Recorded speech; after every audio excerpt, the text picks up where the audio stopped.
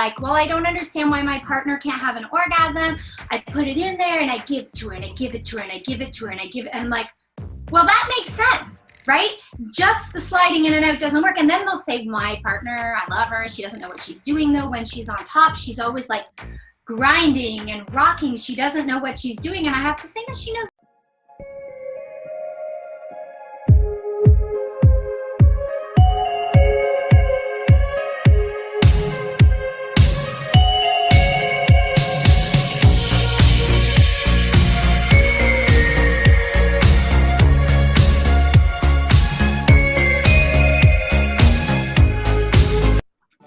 All right. Hello, everyone. Good morning, and probably in the East Coast, good afternoon. I'm so excited to be here. And Dr. Jess is with me. So Dr. Jess has been to Vancouver a couple times. Definitely, if you have not seen her before, she was in the Taboo. And if you not watch TV, she's on the morning show every Tuesday, and she's always there on CTV. And doing that. So a little bit about Dr. Jess. She's a keynote speaker. She's a television personality. She's a host. She has her podcast. It's called Sex with Dr. Jess. She holds a PhD in human sexuality and focusing on the educational part. Her practical relationship advice reached millions and vice mainstream as well. You can actually see her on Instagram, and she's very active in there. And she works with couples in global, including royal and presidential candidates, and transforming a relationship into good to great. Dr. Jess, I want to welcome you on my show. Thank you so much for having me. Happy to be here with a fellow Canadian. Yeah, it's really interesting. I'm actually from Toronto too, so we're speaking on each other's different coasts. So I'm on the West Coast, she's right now on the East Coast. So Dr. Jess, I want to tell me a little bit more how you got started and why you kind of moved yourself into, what you're doing right now. Because I know that you started off as a teacher, and that's really cool. Yeah, so I was a high school teacher here in Toronto with the Toronto District School Board. I was teaching in an alternative school. So it was a high school for students aged 16 to 20. Most of them were struggling with, it could have been drugs or alcohol, street involvement, issues with the family, certainly poverty. Many of them were struggling with credit accumulation. And one of the challenges I saw that I felt was really affecting my students in a way that wasn't being addressed had to do with sexuality, sexual orientation, gender identity, and also simply relationships, healthy relationships, not only with intimate partners, but with friends, with family, with community members, with roommates. Some of them were living in, houses with 8 other people on student welfare. And I thought, we need a system that supports teachers in delivering effective sex and relationship education. So I went back to school and I did research, and my research focused on training teachers to deliver effective sexual health and relationship education. And most teachers do not have training in this area, and they're thrown into the fire and they're told, teach this super controversial subject that is going to upset people. So my research background is really in pedagogy and in teacher training, and that's my passion. So I now work primarily in corporate giving speeches all around the world, a lot in Europe, the Middle East, Asia, the States, a little bit in Canada. And whenever I get the chance and I'm back in Ontario, I volunteer in the schools, I volunteer in the Teachers College to offer supports and training for the teachers. Wow, that's amazing. Yeah, you travel quite a bit. So, and I see that as well. And you're really putting out the message about just about sex education, and people are not aware what it is. And I find your book very fascinating. And it's really funny. I actually borrowed that book from the library, and it's actually the book. A little embarrassed. It's called The New Sex Bible. And I borrowed it from the library. The public library has it. No. Oh, Canada. Oh, Canada. I don't know if it's in any American public libraries, but there we go, to the north. Yes, so that's really happening there. So I do have a question for you in the area of orgasm issue with your partner, and how do we go into that? Because sometimes our partners are having this problem, or you're having this problem. How do we go into that conversation, and how do we go about resolving this issue as a couple? So you're suggesting that, one of you has trouble reaching orgasm? Okay, so this is very common. I do wonder if it's in fact becoming more common because of lifestyle factors. So we're living closer together, we are working longer hours, we are sleeping less, our diet and exercise habits have changed, not always for the better. And it's not uncommon to struggle to have an orgasm, all right?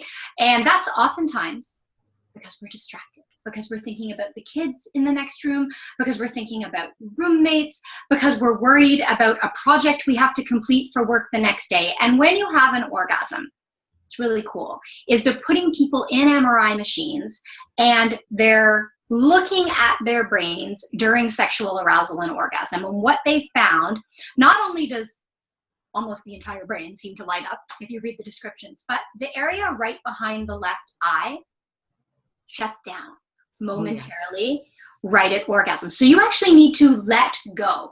So generally the thing that holds us back from orgasm is not a physical thing. It's not like, well, you need to touch the clit with a 32-degree angle or anything like that. It's you need to let go. You need to stop worrying about what you look like. You need to stop being focused on your partner's pleasure and just focus on yourself. You need to stop putting pressure on yourself and say, am I going to orgasm? Am I going to orgasm? Oh no, am I going to orgasm? Are they going to be upset if I don't orgasm? You just lie back and take it. So if there's one change I think a lot of us can make to our sex lives that will really impact us positively, it is to be selfish. Be selfish. Take what you want. Because I think 20 years ago, we were always hearing about like selfish lovers who just took what they wanted. And there has been a shift. If you look at the headlines on the magazines, it's like 10 ways to blow his mind, 8 ways to make her toes curl. And that's nice. It's nice that we're becoming givers, but we have forgotten how to be takers. So in life, in bed, even just receiving a massage, you need to learn to be a taker, and that is the start of your path to orgasm.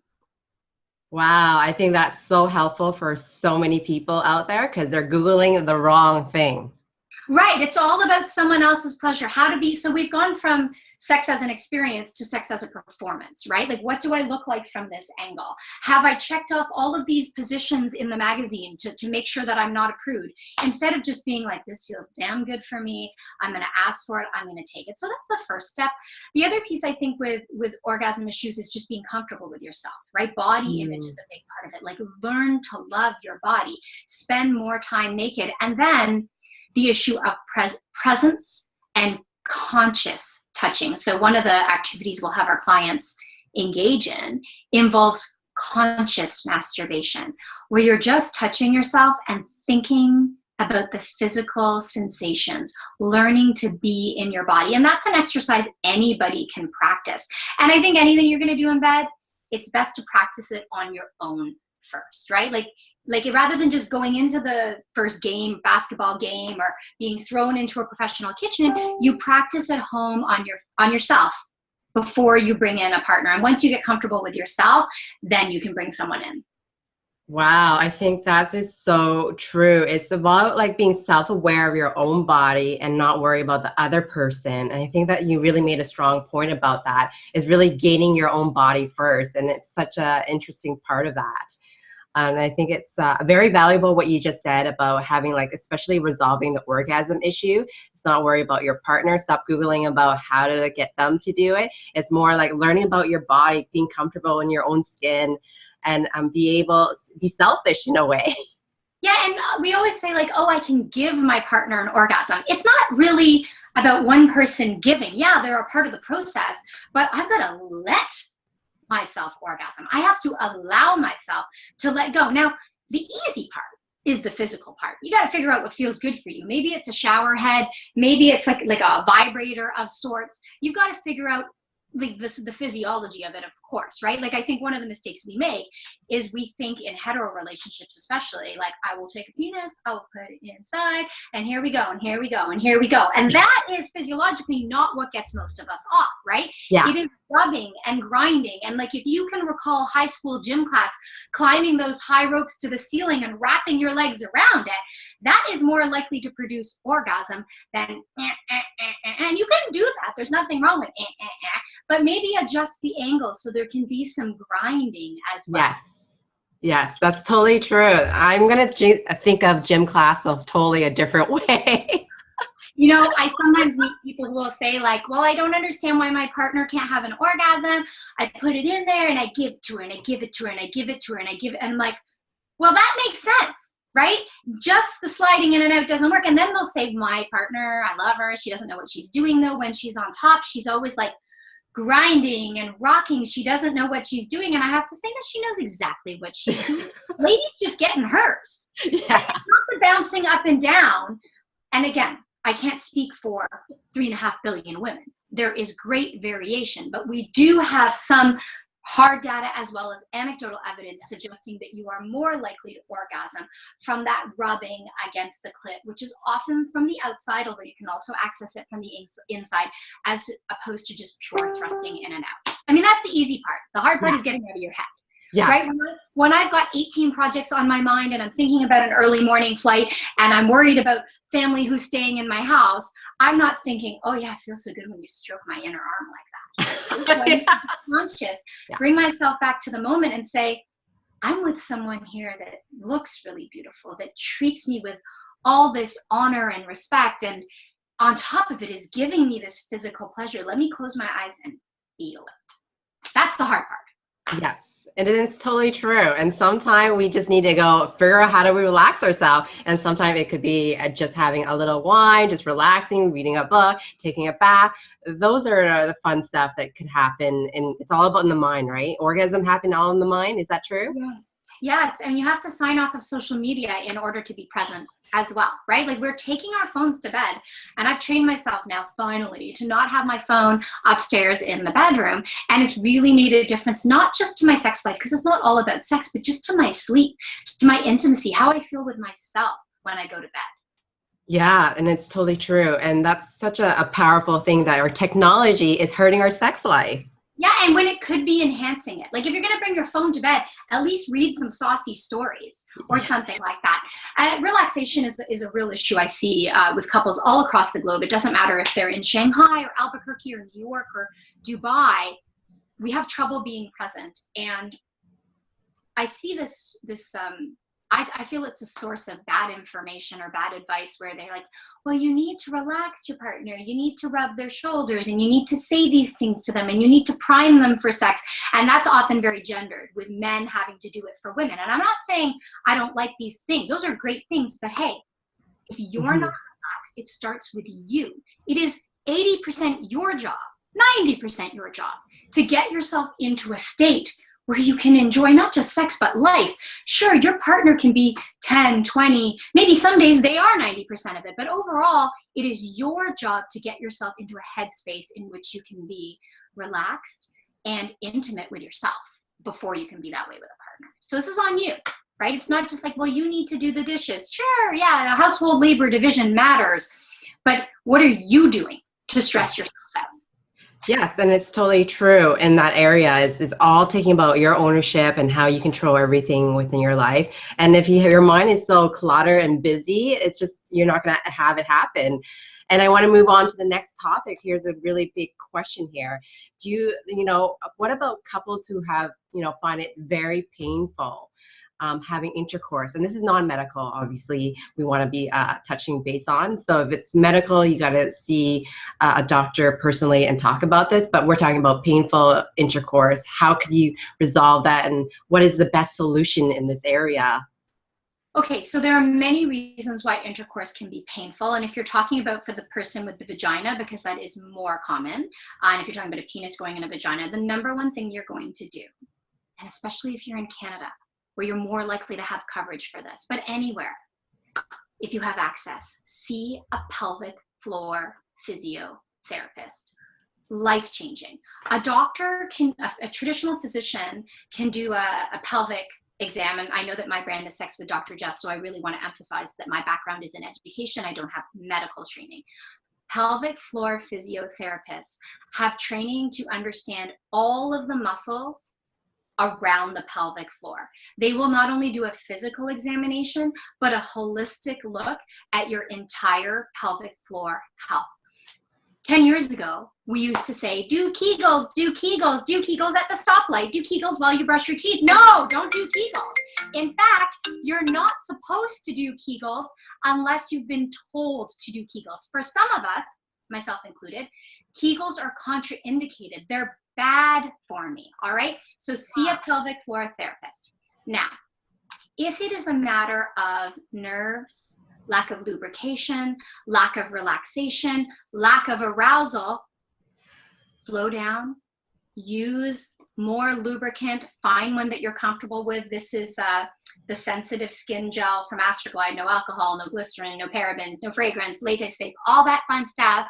Use lube and really start with activities that feel good for you. If intercourse doesn't feel good, do other things and get yourself aroused. As you get aroused, your endorphins, your oxytocin, all of those levels spike, which have a palliative effect on your body. That means your pain thresholds double. So things that might not feel good in the beginning of your sexual response cycle begin to feel more pleasurable as you become aroused. So you just need to move away from the only intercourse model and do stuff that feels good for you. Wow, that is a fascinating. Didn't know about the whole Kegel thing. You had to do that. Me neither. I went to see a pelvic floor therapist myself, and I learned a lot about my own body. I'm constantly learning about the field. I'm definitely not an expert in it. So my best advice is to defer to the experts and say, go see one. They will get their fingers in there and they'll say, does that hurt? Does that hurt? Does that hurt? They'll figure out where you're strong and where you're weak.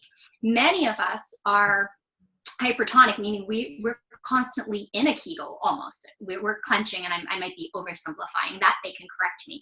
So we shouldn't be doing them. We actually need to learn to release, especially those of us who carry tension in our lower back. So it's not as simple as Kegels. It's not always as simple as lube. Most people find that if it's a non-medical or non-physical issue, it's just about relaxing. Right? So again, you have to do the things to get yourself in the mind space for sex. And also no pressure. If you don't want to have sex tonight, don't have sex. I always worry about being a sexologist and people thinking they have sex all the time. No, we don't have sex all the time. We have sex when we feel like it. Sometimes it's not enough. Sometimes it's just right. And if you don't do it today and you don't do it tomorrow and you don't do it this week, your relationship can survive. Even this month, people have sex hiatuses all the time. Don't worry about it. Yeah. Yeah, because people really stress about that. They're like, we need to perform so we can conceive, and we're not doing it on a regular basis.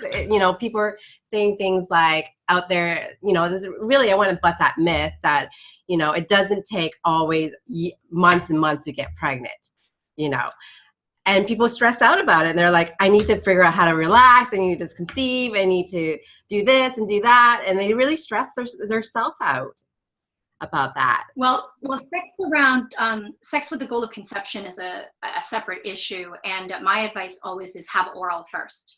Make your partner go down on you so that you really are enjoying it, right? So that it's not just boom, boom, boom. I need you to put it inside. I'm hot. I got that ovulation test. Look how sexy it is. Bring it on.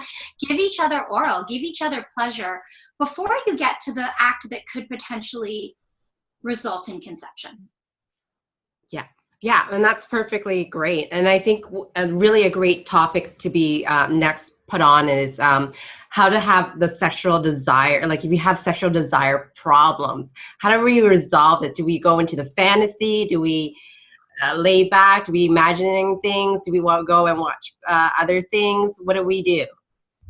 Okay, so sexual desire problems is an interesting one because we have medicalized everything sexual. We're you must have sex once a week, or you should want it 3 times a week. And the thing is, there's just great variance between human beings. So if we look at food, for instance, I have a very big appetite. And the more I travel with other people, I see how much food I eat.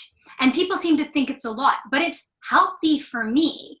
And asking someone else to have the same appetite I have is unrealistic, right? Let's say, or let's take maybe a different example. I have a friend, she's probably about my size. She's just not a big eater. She eats certainly enough food, she gets a balance, but then her partner's like 250 pounds.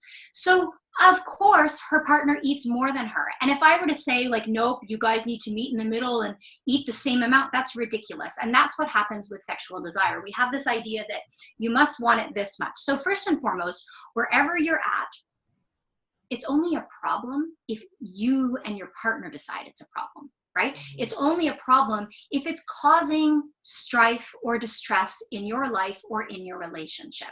So if you are okay with not wanting sex very often, and if your partner is okay with that too, then you're fine, right? Like you don't need to say, well, we have sex twice a month and the research says we should do it 4 times a month. Like it's only a problem if you decide it's a problem. Having said that, in every single relationship, one partner is going to want it more than the other. And that is very common. And the real problem with sexual frequency discrepancies is that you don't talk about them until it's gone on and on for months and months and years. So everybody should take a piece of paper. Write down how often you want sex. Do you want it once a week, once a month, once a year, once a decade, once an hour? I don't care. You write down how often you want it. Then you draw a line and you write down how often your partner wants it, according to you, because you're probably wrong. If you want sex more than your partner, you tend to underestimate how much your partner wants it. If you want sex less often than your partner, you tend to overestimate. And in reality, you're probably closer than you think. So you do this paper exercise, you exchange it with a partner, you talk about the discrepancy and what you can do about it. I mean, when you sign on to a monogamous relationship and you demand or request or agree to monogamy with your partner, you also agree that you're going to make efforts to meet one another's needs. This does not mean you need to have sex every time your partner wants sex. This does not mean you have to say yes to sex when you don't want to consent to sex. It does mean that you're going to make some effort to compromise, to find common ground, to find other things to do. Maybe one partner goes and takes care of themselves in the shower. Maybe you say, you know what, I'll use my hands and my fingers today. I'll take out my toy today. I'll use my mouth, whatever it may be. But you gotta have the discussion. The thing about sex is it's not really different or special inherently from other issues. We just don't talk about it. That's the real problem, right? Like if we treated food this way, and I just made a meal every night for my partner, like, can you imagine? I did that. I make a meal every night and I never ask them what they like, how spicy they like it, how much they want, and they never give me any feedback. How, every night that person's gonna be getting lima beans and, I don't know, cabbage soup. How are we supposed to know what one another likes unless we communicate it? And that's the problem with sex. We just need to talk about it more. These problems are surmountable. And it's totally true, because I see this more and more and often, and they're like, well, you know, it's abnormal if we're doing X and Y and Z because they're not doing it. Because I'm noticing that so-and-so expert saying, well, we have to do it once in a week, and there's a problem. There's a problem in our marriage. And that's not always the case. And I think it's more like, you know, you have to have that conversation, how much you want and how much you don't want. And if you're not feeling well, don't feel bad that that's not going to happen. And that's what it is. And I think that's really amazing when you have that communication, that customized, and we need to be talking more about sex and how often we should be talking about sex. Should we be doing that once a year? What's a really healthy range? That's a good question. It's a really good question. So I think you should talk about sex when you're thinking about sex. I think you should also have relationship check-ins at least every season.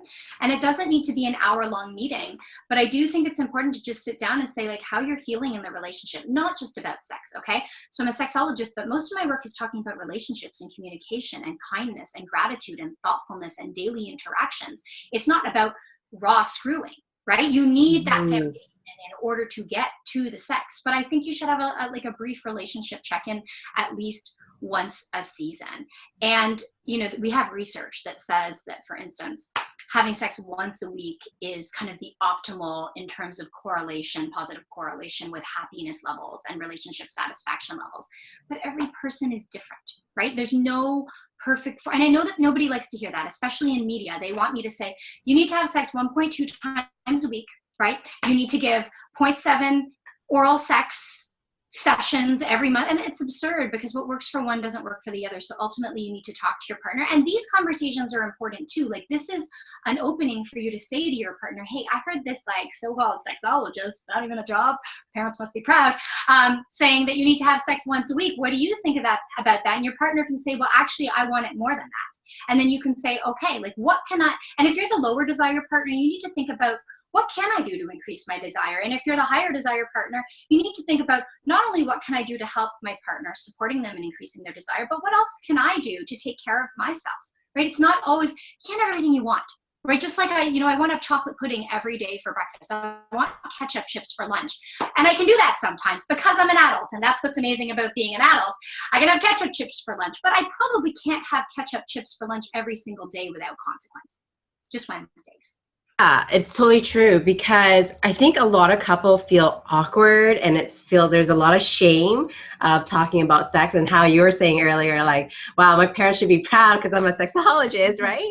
And we have that like, stigma, and it could be maybe religious, could be family culture, and I think that's a big factor. Like, how do we start that conversation? Do we do this in bed? Is that the best form? Or when sex is on the mind? Because sex happens on the mind when you're relaxed in bed. Is that the best form of communication to start that way? Or should we have that more on the sit down at the table and the coffee, or like a lunch meeting, something like that? How do we approach that? Because I find this happens common over and over and time again, and couples are like, I don't know when is the best time to approach, and when is it inconvenient, and if we're always in our work mindset, we're not really thinking about pleasure unless we are in playtime.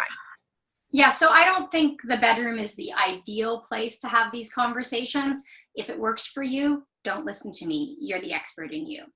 I really believe that we need to treat our relationships more like we treat a business. And that doesn't mean that the business approach will suffice, but I think it's a good framework from which to start. I think that sitting down and having formal conversations about the relationship, I call it a check-in, is essential. I also think that we're in a great time in history, and we can use pop culture as a reference with which to start the conversation. So I see something on Game of Thrones and I say, I find that a turnoff, or I find that really hot.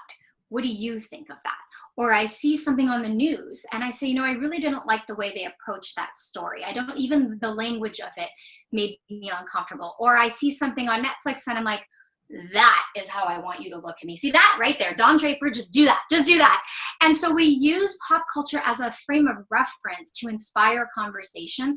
This works with your partner. This works even if you just kind of want to talk to a friend, like when you're struggling with a problem that might be non-sexual.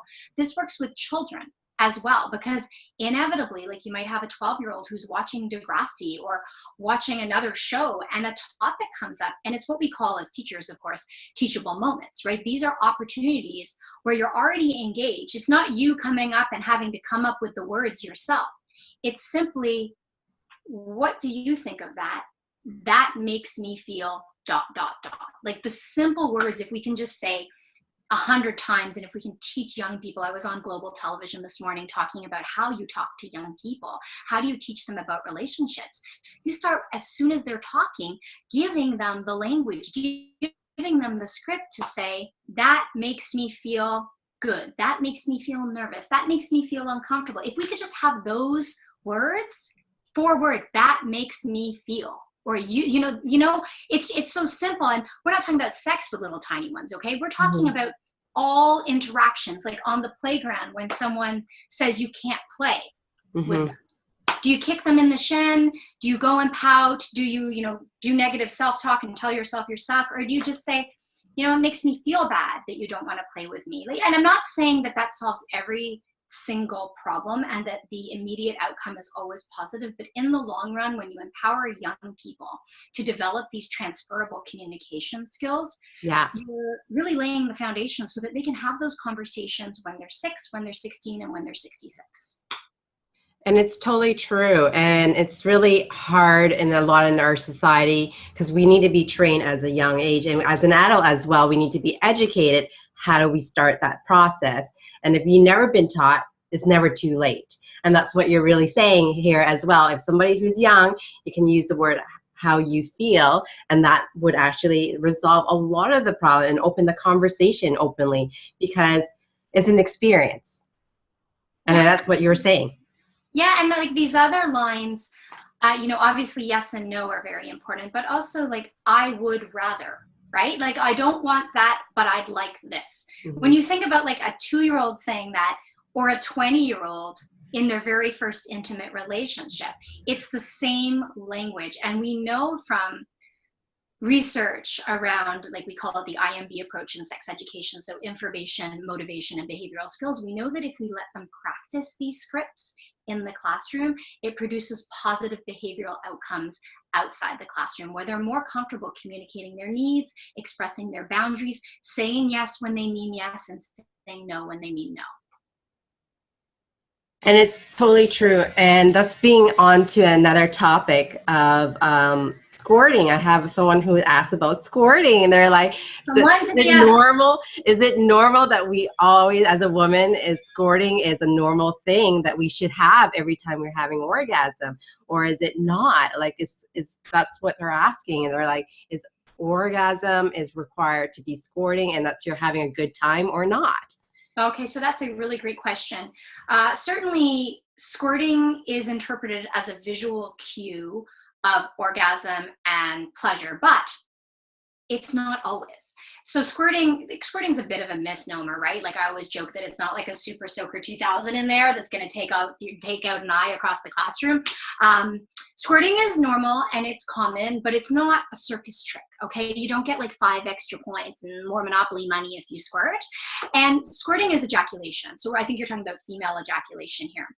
And regardless of gender, ejaculation and orgasm are in fact 2 distinct physiological processes, although oftentimes, for many people all the time, they tend to happen simultaneously. But you can orgasm without squirting, and you can squirt, or I'm going to say expel fluid, ejaculate without orgasm, okay? So expulsion of fluid or ejaculation is just the fluid coming out. It's exactly what it sounds like. And orgasm is a little bit more subjective, but it often involves the tensing and releasing of the pelvic floor muscles and sometimes other muscles like the anal sphincter. And it involves an intense feeling of pleasure followed by almost an immediate release of that tension. So those things can happen at the same time. I wouldn't say that your goal should be to squirt, but at the same time, I wouldn't say your goal should be orgasm. I wouldn't say anything should be, but I think you just need to enjoy the process. I mean, I can talk to you about how to squirt. So squirting tends to be associated with the G-spot. The G-spot is an area inside the body, not inside the vagina, but kind of between the vaginal wall and the bladder wall on the tummy side. And it's kind of part of the urethral sponge. You can access it through the vagina by just, put my arm up so you can see in the black there, kind of like curling your fingers into the vagina, and you'll feel an area that protrudes more significantly than the rest of the inner wall of the vagina. If your partner, or if you're doing it to yourself, is not aroused, you'll have more difficulty feeling the G-spot, but as arousal builds and blood and circulation engorges in the area, it will be able to be felt more prominently against that upper wall. So the squirting technique that you see people perform, this is my job, you actually see live stuff, they go hard against the G-spot like this, and then they press down on the lower abdominal wall at the same time to sort of, in oversimplified terms, squeeze the G-spot from the inside and the out. Now, not everybody likes this. Some people love squirting, some people hate it. I often say, like, maybe it's divided into 2 worlds, those people who do their own laundry and those people who have somebody who do it for them, or something like that, because it's messy. It is not the ultimate orgasm. For some people it is, for some people it isn't. So you've got to figure out what you like. If you don't like it, that's cool. You're not broken. It is, again, I don't want it to be a sideshow trick, right? It's not like people, unless you're getting paid and people are lining up to watch you, your pleasure is just about you, right? Enjoy it for what it is. Breathing deeply is important. Some people will say that squirter or G-spot type orgasms, and I keep putting squirting in air quotes because, like I said, it's not like whoosh, Now, maybe for some people, okay, some people do whoosh, and it's not because their pleasure is bigger or because they're more, because the orgasm is more intense, or because they're, I don't know, more powerful. No. There could be some association with pelvic floor strength and tone, but I don't know about that. That's a theory. It's like sweating or drooling in your sleep. Like, some of us drool a lot, and some of us don't drool at all, but I don't go around bragging about, oh, I drool and I'm also really sweaty. I sweat so much. You gotta sweat like me. No, same thing with the ejaculation. Some people, it's a bodily fluid. Some people will have lots, some people will have less. Sorry, there's so much info on this. When they examine the fluid with female ejaculate, they see content similar to prostatic fluid in men in terms of like the minerals. There's not really much in it. It is believed that it comes out of the periurethral glands that drain into the urethra, so not out of the vaginal canal. Mm-hmm. It tends to be a little bit more viscous, or a little bit more thin, a little thinner than some of the stuff, the lubrication that comes out of the vagina when the vaginal walls, as we put it, sweat with arousal. So there's so much there. Oh, one other thing. So some people will describe a G-spot or spurter orgasm as a distinct sensation from other types of orgasms, that it feels more like they're bearing down than tensing up. And it is very difficult to distinguish scientifically between types of orgasm, right? Like, if you're hitting the G-spot, you could still be hitting the clit. If you're hitting the clit, you could still be hitting the cervix on the inside. But we do have some preliminary research with MRI imagery suggesting that different nerve pathways you communicate with the brain from different parts of the body. So like the G-spot, for instance, communicates via the vagus nerve, which is different than, say, the pudendal nerve or the pelvic nerve or the hypogastric nerve. And what's unique about the vagus nerve is that it wanders throughout the body and communicates with the brain, bypassing the spinal cord entirely, which is, I mean, that's just very interesting stuff. Well, it's interesting to me. It's a lot. Sorry, it's a mouthful. No, it's amazing. I learned so much within this half an hour time period, and than I did in sex ed, to be honest with you. And oh my gosh, we're running out of time. And so I just want to thank you so much for coming on here. And how can people find you? And I know that you have actually a small, maybe a webinar that you're doing, and I think it's amazing what you have on your website right now. And I definitely want you to introduce that if somebody wants more information about the Sexual Pro series webinar video. I think that's really amazing what you have there. If you want to learn more about that, Dr. Jess, can you take it away from here? Sure, thank you so much. Yeah, it's been a pleasure. Quite a variety of topics. So I do have the Sexual Pro Series webinars. They're little videos on my website. Well, they're quite long. And they are very focused on technique, like the simple stuff. So I'm talking you through the moves, and there's a model demonstrating on some sort of an edible prop. And it's for different body types, penises, vulvas. And I have a new series coming up soon, which is a much broader, longer, dense course, an entire video course that you can look out for as well. And you can find me at sexwithdrjess.com. That's DDR, abbreviated, Jess.com. And all of my social media handles are Sex with Dr. Jess. Thank you, Dr. Jess, for coming on. I will definitely link everything down below, all her books, and as well, if you want to learn a little bit more about her webinar, her series, definitely go check that out on her website, her social media. That will be all linked down below. And thank you, Jess, so much for coming on. We learned so much, and thank you for bringing this information around the world, and as well doing a TED Talk. And I think you're just really amazing what you're doing today, and what you are on TV doing what you do. So thank you for doing that, and thank you for making the taboo non-taboo. Thank you so much. I'll see you in January in Vancouver for Taboo. Oh, perfect. You're coming back. All right. I'll see you then. Yeah, nice to see you.